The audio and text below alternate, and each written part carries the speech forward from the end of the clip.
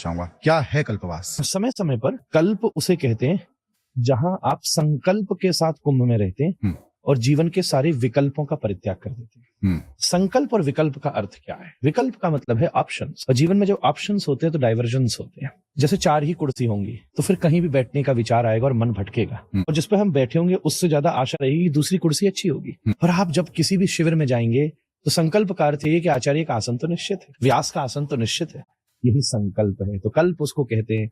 कल्पवास का अर्थ ये है कि मैं अब इस संकल्प से रहूं कि मैं केवल पति नहीं, पत्नी नहीं, पुत्र नहीं, पिता नहीं, मैं केवल इस दुनिया का नहीं, अब मैं 1 महीने के लिए दुनिया बनाने वाले का हूं। इसको इस संकल्प के साथ जो जीवन में नियम अपनाए जाते हैं, जैसे हम जब गृहस्थ में प्रवेश करते हैं तो फिर एक पत्नी व्रत होकर उसी के साथ हमारा आकर्षण सिद्ध हो जाता है, जीवन सिद्ध हो जाता है। उसी प्रकार से हम व्रत लें, ज्यादा से ज्यादा तपस्या करें, सत्संग करें।